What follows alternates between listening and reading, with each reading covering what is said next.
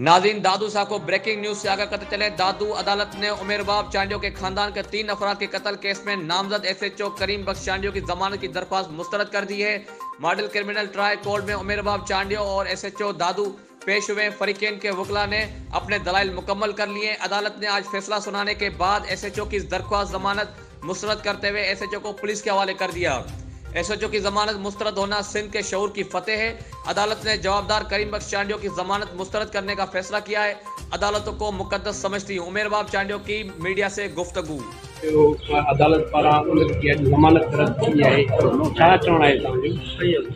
अल्हम्दुलिल्लाह इहा हक़ ऐं सच जी जीत आहे। सिंध जे मज़लूमनि जी जीत आहे। 5 सालनि खां मुसलसल मुंहिंजी जेका जिदोजहद रही आहे उन में ॾिसो त नंढियूं नंढियूं कामयाबियूं मिलियूं। हीअ अॼु उन जी ज़मानत रद्द करे ऐं कस्टडी वठणु हिकिड़ो ज़रूरतमंदाना फ़ैसिलो आहे।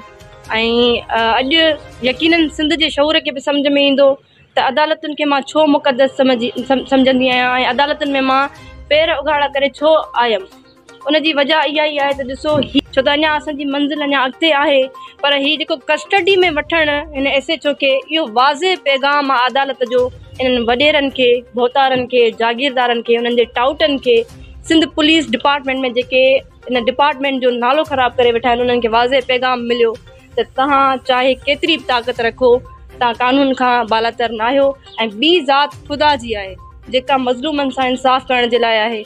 अलाह जी ज़ात। मां हमेशह चयो आहे जेकॾहिं तव्हां हक़ ते आहियो न, मां अकेली हथे ख़ाली हिकिड़ी न्याणी जेका हिननि भोतारनि जागीरदारनि जे ख़िलाफ़ु बीठी आहियां ऐं हर ज़िंदगी जे हर स्टेप ते अदालतुनि में हर स्टेप ते मूंखे कामयाबी मिली आहे। इन जो इहो ई मक़सदु आहे त जेकॾहिं तव्हां हक़ ते आहियो त ख़ुदा जी ज़ात बि तव्हां सां गॾु आहे। पाकिस्तान जे कानून ते, पाकिस्तान जे आइन ते मूंखे यकीन आहे त इंशाअल्लाह मूंखे इंसाफ़ मिलंदो ऐं हीअ कामयाबी जी तरफ़ हिकिड़ो अञा ॿियो असांजो क़दम वधियो आहे। सो मां पुरुमीद आहियां त हिननि खे इंशाअल्लाह सज़ा लॻंदी ऐं फाइनल डिसीशन में बि अदालतूं मैरिट कंदियूं, हक़ कंदियूं।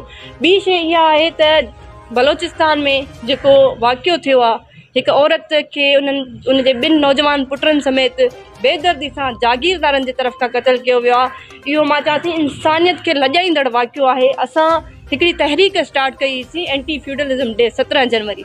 शायदि हाणे हितां जी अवाम खे, बलोचिस्तान जी अवाम खे, पाकिस्तान जी अवाम खे सम्झ में ईंदो त इहा तहरीक मूं छो स्टार्ट कई आहे ऐं इन तहरीक जो हिसो थियणु ऐं इनखे सपोर्ट करणु केतिरो ज़रूरी आहे। जागीरदारी निज़ाम जे ख़िलाफ़ु असां आख़िरी दम ताईं वणंदासीं।